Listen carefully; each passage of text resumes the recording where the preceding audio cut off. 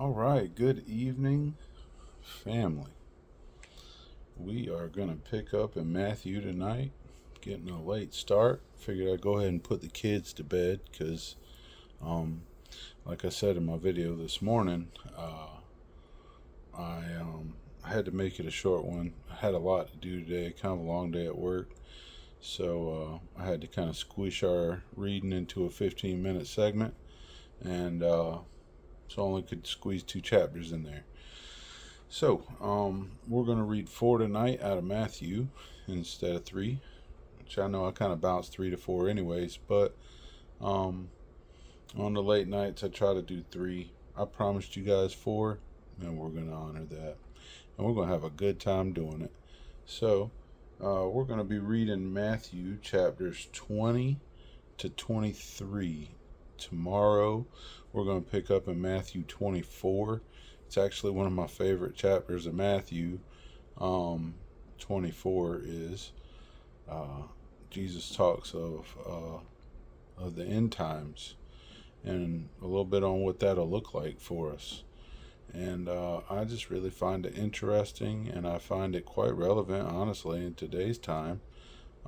Not saying tomorrow's the end of time or anything like that. No man knoweth the day or the hour except the Father. So, not trying to alarm anybody or get us all worried. But, you know, nonetheless, it gives me perspective, and I enjoy it, and I like being checked. And Jesus does that, and I enjoy it.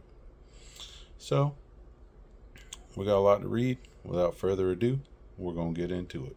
Here we go. Matthew chapter 20.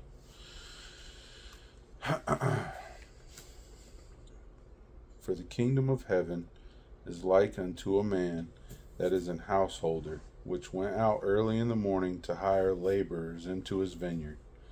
And when he had agreed with the laborers for a penny a day, he sent them into his vineyard. And he went out about the third hour, and saw others standing idle in the marketplace, and said unto them, Go ye also into the vineyard, and whatsoever is right I will give you. And they went their way. Again he went out about the 6th and 9th hour, and did likewise. And about the 11th hour he went out, and found others standing idle, and saith unto them, Why stand ye here all the day idle?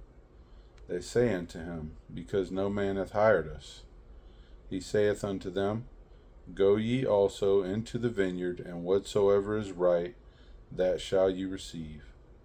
So when even was come, the Lord of the vineyard saith unto his steward, Call the laborers, and give them their hire, beginning from the last unto the first. And when they came that were hired about the 11th hour, they received every man a penny. But when the first came, they supposed that they should have received more, and they likewise received every man a penny.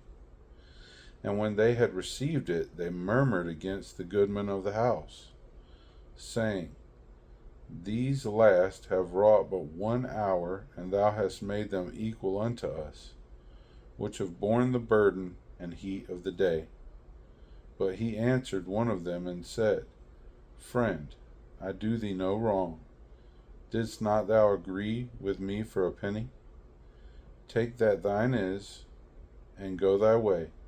I will give unto this last even as unto thee. Is it not lawful for me to do what I will with mine own? Is thine eye evil because I am good? So the last shall be first, and the first last. For many be called, but few chosen. That's an interesting parable. The guys that got hired in the beginning of the day, they got paid the same amount of money as the guys that got hired in the last hour of the day.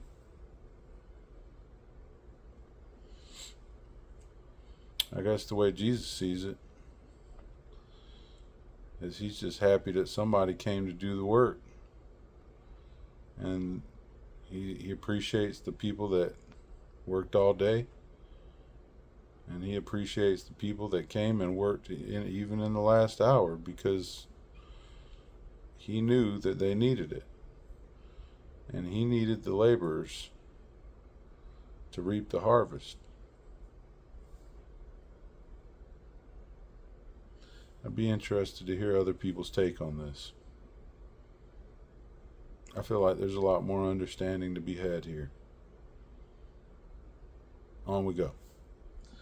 And Jesus, going up to Jerusalem, took the 12 disciples apart in the way, and said unto them, Behold, we go up to Jerusalem, and the Son of Man shall be betrayed unto the chief priests and unto the scribes, and they shall condemn him to death, and shall deliver him to the Gentiles to mock, and to scourge, and to crucify him, and the third day he shall rise again. Then came to him the mother of Zebedee's children with her sons, worshipping him, and desiring a certain thing of him. And he said unto her, What wilt thou? She saith unto him, Grant that these my two sons may sit, the one on thy right hand and the other on the left, in thy kingdom. But Jesus answered and said, Ye know not what ye ask. Are ye able to drink of the cup that I shall drink of, and to be baptized with the baptism that I am baptized with? They say unto him, We are able. And he saith unto them, Ye shall drink indeed of my cup, and be baptized with the baptism that I am baptized with. But to sit on my right hand and on my left is not mine to give, but it shall be given to them for whom it is prepared of my Father. And when the 10 heard it, they were moved with indignation against the 2 brethren. But Jesus called them unto him, and said, Ye know that the princes of the Gentiles exercise dominion over them, and they that are great exercise authority upon them. But it shall not be so among you. But whosoever will be great among you, let him be your minister, which is to say a servant. And whosoever will be chief among you, let him be your servant,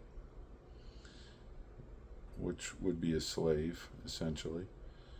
Even as the Son of Man came not to be ministered unto, but to minister, and to give his life a ransom for many.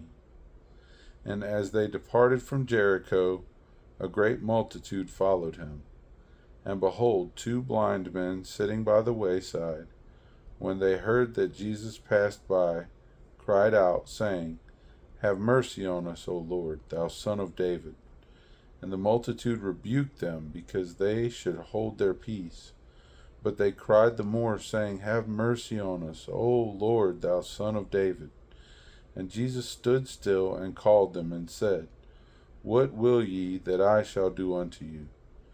They said unto him, Lord, that our eyes may be opened. So Jesus had compassion on them, and touched their eyes, and immediately their eyes received sight, and they followed him. Matthew chapter 21. And when they drew nigh unto Jerusalem, and were come to Bethphage, unto the Mount of Olives, then sent Jesus 2 disciples, saying unto them, Go into the village over against you, and straightway ye shall find an ass tied, and a colt with her. Loose them, and bring them unto me. And if any man say aught unto you, ye shall say, The Lord hath need of them, and straightway he will send them. All this was done that it might be fulfilled which was spoken by the prophet, saying, Tell ye the daughter of Sion, Behold, thy king cometh unto thee, meek, and sitting upon an ass, and a colt and foal of an ass. And a colt, the foal of an ass. And the disciples went and did as Jesus commanded them, and brought the ass and the colt, and put on them their clothes, and they set him thereon. And a very great multitude spread their garments in the way. Others cut down branches from the trees and strawed them in the way. And the multitude that went before and that followed cried, saying, Hosanna to the Son of David. Blessed is he that cometh in the name of the Lord. Hosanna in the highest. And when he was come into Jerusalem, all the city was moved, saying, Who is this? And the multitude said, This is Jesus, the prophet of Nazareth of Galilee. And Jesus went into the temple of God, and cast out all them that sold and bought in the temple, and overthrew the tables of the money changers, and the seats of them that sold doves, and said unto them, It is written, My house shall be called the house of prayer, but ye have made it a den of thieves. And the blind and the lame came to him in the temple, and he healed them. And when the chief priests and scribes saw the wonderful things that he did, and the children crying in the temple, and saying, Hosanna to the Son of David, they were sore displeased, and said unto him, Hearest thou what these say? And Jesus saith unto them, Yea, have ye never read, Out of the mouth of babes and sucklings thou hast perfected praise? And he left them, and went out of the city into Bethany, and he lodged there. Now in the morning, as he returned into the city, he hungered. And when he saw a fig tree in the way, he came to it, and found nothing thereon, but leaves only, and said unto it, Let no fruit grow on thee henceforth forever. And presently the fig tree withered away. And when the disciples saw it, they marveled, saying, How soon is the fig tree withered away? Jesus answered and said unto them, Verily I say unto you, if ye have faith, and doubt not, ye shall not only do this which is done to the fig tree, but also if ye shall say unto this mountain, Be thou removed, and be thou cast into the sea, it shall be done. And all things whatsoever ye shall ask in prayer, believing, ye shall receive. And when he was come into the temple, the chief priest and the elders of the people came unto him as he was teaching, and said, By what authority doest thou these things? And who gave thee this authority? And Jesus answered and said unto them, I also will ask you one thing, which if ye tell me, I and likewise will tell you by what authority I do these things. The baptism of John, whence was it? From heaven or of men? And they reasoned with themselves, saying, If we shall say, From heaven, he will say unto us, Why did ye not believe him? But if we shall say, Of men, we fear the people, for all hold John as a prophet. And they answered Jesus, and said, We cannot tell. And he said unto them, Neither tell I you by what authority I do these things. But what think ye? A certain man had 2 sons. And he came to the first, and said, Son, go work today in my vineyard. He answered and said, I will not. But afterward he repented and went. And he came to the second, and said likewise. And he answered and said, I go, sir, and went not. Whether of them twain did the will of his father? They say unto him, The first. Jesus saith unto them, Verily I say unto you, that the publicans and the harlots go into the kingdom of God before you. For John came unto you in the way of righteousness, and ye believed him not. But the publicans and the harlots believed him. And ye, when ye had seen it, repented not afterwards, that ye might believe him. Hear another parable. There was a certain householder which planted a vineyard, and hedged it round about, and digged a winepress in it, and built a tower, and let it out to husbandmen, and went into a far country. And when the time of the fruit drew near, he sent his servants to the husbandmen, that they might receive the fruits of it. And the husbandman took his servants, and beat one, and killed another, and stoned another. Again he sent other servants, more than the first, And they did unto them likewise. But last of all he sent unto them his son, saying, They will reverence my son. But when the husbandmen saw the son, they said among themselves, This is the heir. Come, let us kill him, and let us seize on his inheritance. And they caught him, and cast him out of the vineyard, and slew him. And the Lord therefore of the vineyard cometh, what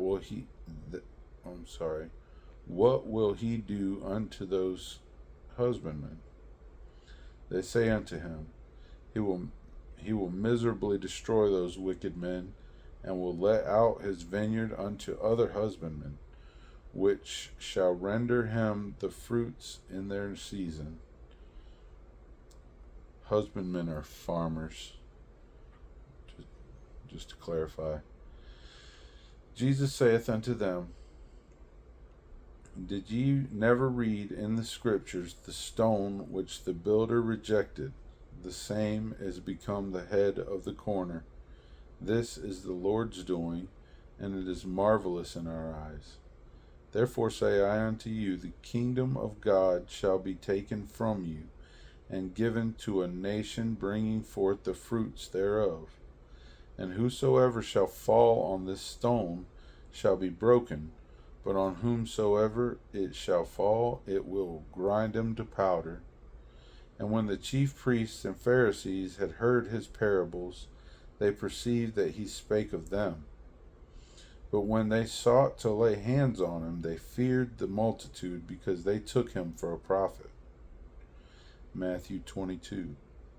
And Jesus answered and spake unto them again by parables, saying, The kingdom of heaven is like unto a certain king, which made a marriage for his son, and sent forth his servants to call them that were bidden to the wedding, and they would not come. Again he sent forth other servants, saying, Tell them which are bidden, Behold, I have prepared my dinner, my oxen and my fatlings are killed, and the things are ready, and all things are ready. Come unto the marriage. And they made light of it, and went their ways, one to his farm, another to his merchandise. And the remnant took his servants, and entreated them spitefully, and slew them. But when the king heard thereof, he was wroth, and he sent forth his armies, and destroyed those murderers, and burned up their city. Then saith he to his servants, The wedding is ready, but they which were bidden were not worthy. Go ye therefore into the highways, and as many as ye shall find, bid to the marriage. So those servants went out into the highway, and gathered together all as many as they found, both bad and good, and the wedding was furnished with guests. And when the king came in to see the guests, he saw there a man which had not on a wedding garment. And he saith unto him, Friend, how camest thou in hither, not having a wedding garment? And he was speechless. Then said the king to the servant, Bind him hand and foot, and take him away, and cast him into outer darkness. There shall be weeping and gnashing of teeth, for many are called, but few are chosen. Then went the Pharisees and took counsel how they might entangle him in his talk. And they sent out unto him their disciples with the Herodians, saying, Master, we know that thou art true, and teachest the way of God in truth. Neither carest thou for any man, for thou regardest not the person of men. Tell us therefore, what thinkest thou? Is it lawful to give tribute unto Caesar, or not? But Jesus perceived their wickedness, and said, Why tempt ye me, ye hypocrites? Show me the tribute money. And they brought unto him a penny. And he saith unto them, Whose is this image and superscription? They say unto him, Caesar's. Then saith he unto them, Render therefore unto Caesar the things which are Caesar's, and unto God the things that are God's. When they had heard these words, they marveled, and left him, and went their way. The same day came to him the Sadducees, which say that there is no resurrection, and asked him, saying, Master, Moses said, if a man die having no children, his brother shall marry his wife, and raise up seed unto his brother. Now there were with us 7 brethren, and the first, when he had married a wife, deceased, and having no issue, left his wife unto his brother. Likewise, the second, when it says issue in this particular context, it's meaning a child. They had no child together. Likewise, the second also, and the third unto the 7th. And last of all, the woman died also. Therefore in the resurrection, whose wife shall she be of the 7? For they all had her. Jesus answered and said unto them, Ye do err, not knowing the Scriptures, nor the power of God. When it says err, it means they make a mistake. They're confused. For in the resurrection they neither marry nor are given in marriage, but are as the angels of God in heaven. But as touching the resurrection of the dead, have ye not read that which was spoken unto you by God, saying, I am the God of Abraham, and the God of Isaac, and the God of Jacob? God is not the God of the dead, but of the living. And when the multitude heard this, they were astonished at his doctrine. But when the Pharisees had heard that he had put the Sadducees to silence, they were gathered together. Then one of them, which was a lawyer, asked him a question, tempting him, and saying, Master, which is the great commandment in the law? Jesus said unto him, Thou shalt love the Lord thy God with all thy heart, and with all thy soul, and with all thy mind. This is the first and great commandment. That's very important. Write that down on the tables of your heart and never forget it. And the second is like unto it. Thou shalt love thy neighbor as thyself. On these 2 commandments hang all the law and the prophets. While the Pharisees were gathered together, Jesus asked them, saying, What think ye of Christ? Whose son is he? Whose son is he? They say unto him, The son of David. He saith unto them, How then doth David in spirit call him Lord, saying, The Lord said unto my Lord, Sit thou on my right hand, till I make thine enemies thy footstool. If David then call him Lord, how is he his son?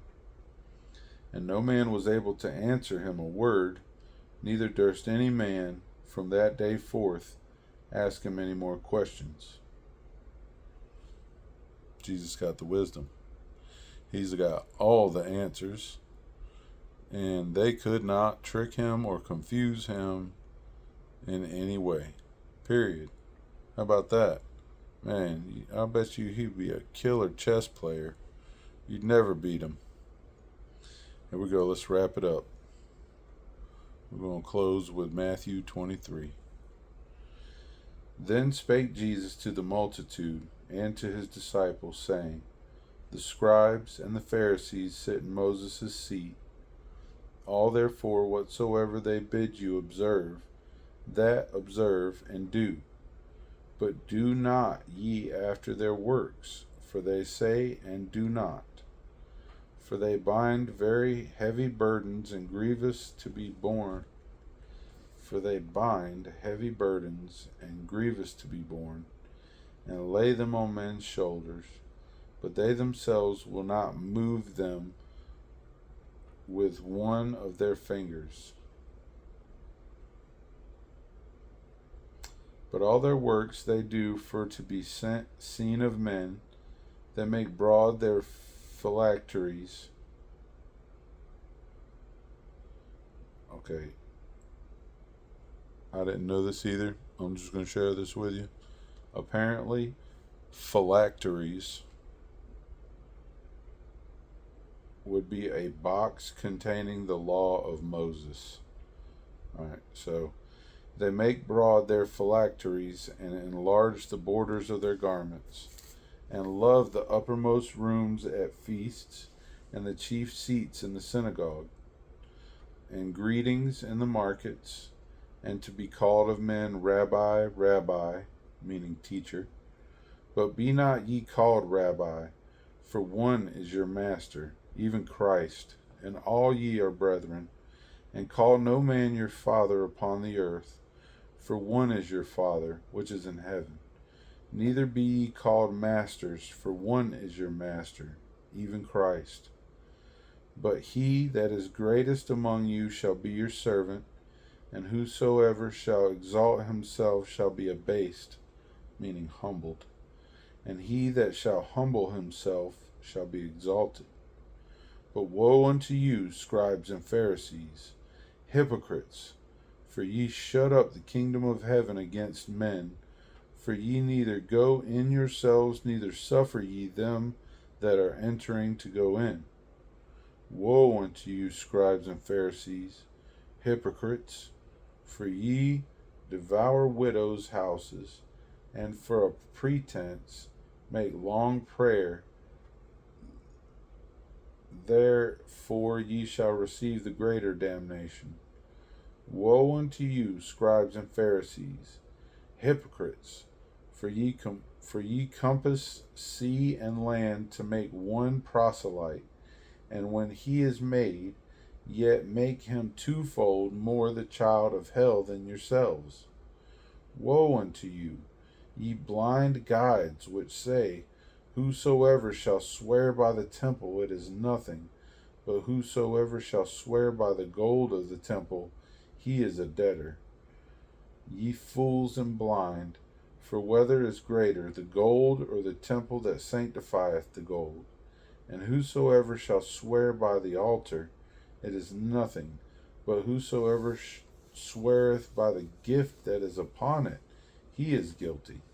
Ye fools and blind, for whether is greater, the gift or the altar that sanctify the gift? Whoso therefore shall swear by the altar, sweareth by it, and by all things thereon. And whoso shall swear by the temple, sweareth by it, and by him that dwelleth therein. And he that shall swear by heaven, sweareth by the throne of God, and by him that sitteth thereon. Woe unto you, scribes and Pharisees, hypocrites! For ye pay tithe of mint and anise and cumin, and have omitted the weightier matters of the law, judgment, mercy, and faith. These ought ye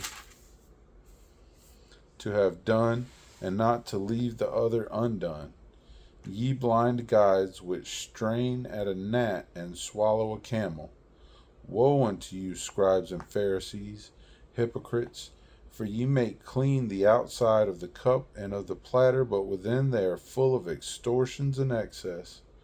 Thou blind Pharisees, cleanse first that which is within the cup and platter, that the outside of them may be clean also. Woe unto you, scribes and Pharisees, hypocrites! For ye are like unto whited sepulchres, which indeed appear beautiful outward, but are within full of dead men's bones and of all uncleanness. Even so ye also outwardly appear righteous unto men, but within ye are full of hypocrisy and iniquity. Woe unto you, scribes and Pharisees, hypocrites!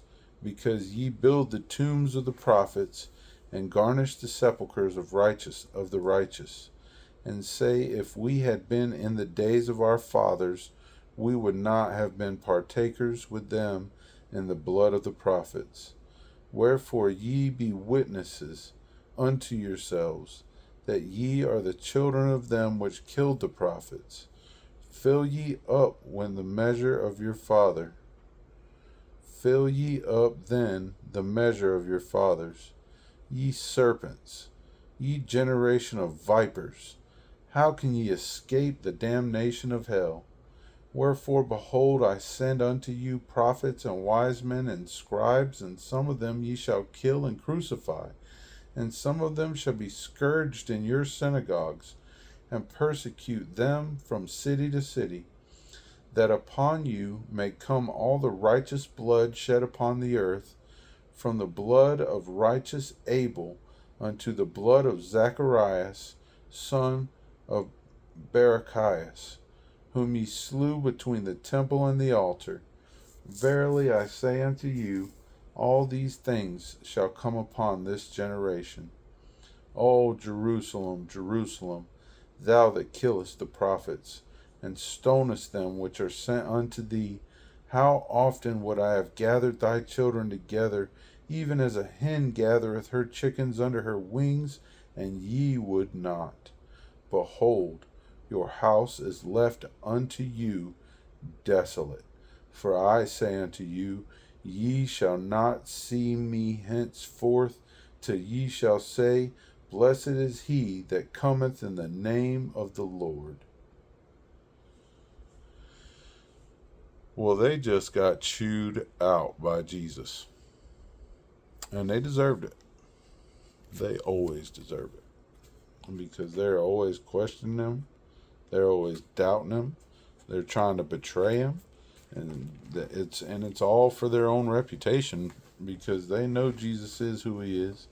They know that. They are not confused here. But if he is who he says he is, and they admit that, then here's the thing. They're obsolete at that point.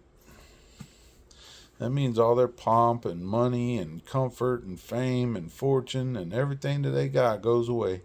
Because if Jesus is the Messiah, which he is, and we know he is, then he's with us. And there's no need for a preacher, a priest, to sit there and uphold a law that Jesus came and is the law. And so they don't like that. And so they keep on trying to trap him. He got fed up with it, and he called them out and told them exactly what he thought of them. And that is the beauty of Jesus, because he did nothing but tell them the truth. He was direct. He was honest. He did not spare their feelings. He just told them exactly how it was. And that is how Jesus does it. And, he speaks in all these parables, but he's being direct. It's just that we don't have ears to hear yet. We don't have eyes to see yet. Our discernment is still growing and developing. And when you pray, you should ask for these things. Ask for eyes to see. Ask for ears to hear. This allows you to see it when the Lord is working for you and with you. And when he is, I don't want to say patting you on the back, but when he's giving you that thumbs up, saying, yep, you're doing exactly what I need you to do. When you pray, you ask for ears to hear, so you can hear him when he speaks to you. God don't usually speak to your ears literally. He'll speak inside of you. It'll be that little voice in your heart that's saying something to you, and you're just like, oh, that must be my conscience talking. Nope, it's probably God talking to you. It's probably Jesus talking to you. Just listen and do what it's telling you to do. It ain't nothing wrong with getting yourself alone in a quiet place and just sitting in the quiet for a little while. Because after about 20, 30 minutes, if you get truly quiet, no phone, no nothing, you're just straight up sitting and meditating and being alone in the quiet, you and the Lord, that voice gets a little bit louder. because all the noise of the world is taken away so you can be one-on-one with the Father. And when you pray, you ask for the wisdom of discernment. Discernment means that when something spiritual is happening around you, that you recognize it and you understand what's happening, so you can act on it. Well, folks, that was our 4 chapters.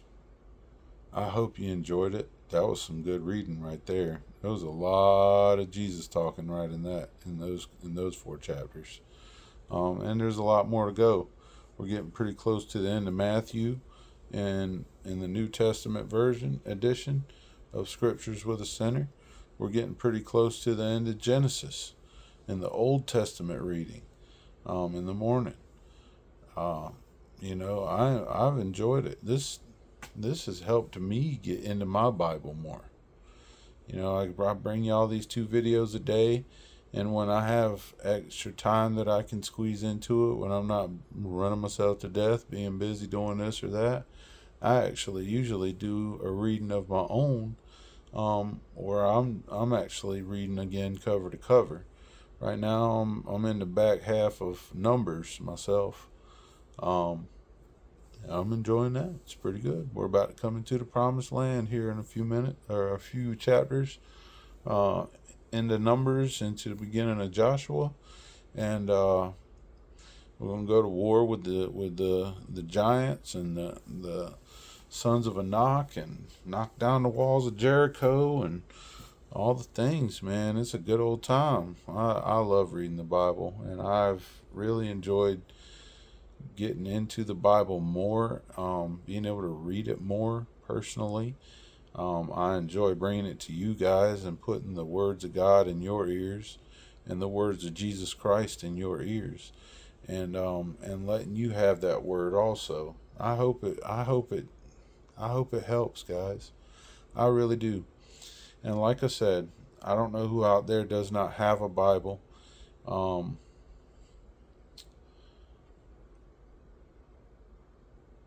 I'm working on trying to figure that out. If you need a Bible, please don't be afraid to reach out to me. I don't know. I can't at the moment. Financially, I can't buy everybody a Bible. But here's the thing. I can do all things through Christ who strengthens me, and all things are possible with God. So, we're not going to let the financial side of that deter us. If you need a Bible, reach out to me, and I'm going to see what we can do to get you a Bible. If you're local and close to me, I got a few brand new Bibles here personally that I can meet up with you, and we'll get you a Bible in your hands. And if you're not local to me, well, reach out anyways. I'll figure out a way, and we'll get you a Bible sent to you. We'll make it happen. I want to put the Word of God in your hands. I want to put it in your ears. I want to put it on your heart. I want to put it on your mind, because I want you to seek first the kingdom of God. Seek a relationship with Jesus Christ. And I'm not telling you that it's going to solve all your problems, that this is some red pill, blue pill matrix thing. Nope, it ain't that. Let me tell you something. Just because God is in your life, just because Jesus is in your life, just because your body is filled with the Holy Spirit, that does not mean that there will not be struggles in your life. That does not mean that there will not be hardships in your life. But what you have to understand about those things is that that is usually God's way of either teaching you a lesson, grabbing your attention, or preparing you for something that He needs of you. Whether it be to send you on mission, whether it be a job that He needs done, or whether it be a blessing that He needs you to be prepared for when you receive it. Doesn't matter. Don't let hardship get you down. God's with you. Jesus is with you all the time, and they will get you through that. If they bring you to it, then they've already prepared you to get through it. So keep your head up. Be thankful. If you are under hardship, Thank God for it. No matter how bad it seems, there is something in there to thank God for, and thank God for it. And ask for strength and guidance. All right, folks. Well, we're going to wrap this up. I hope y'all had a great day. I hope you enjoyed the readings today. If you listened to it this morning and you caught the second episode this evening, I really hope you enjoyed it.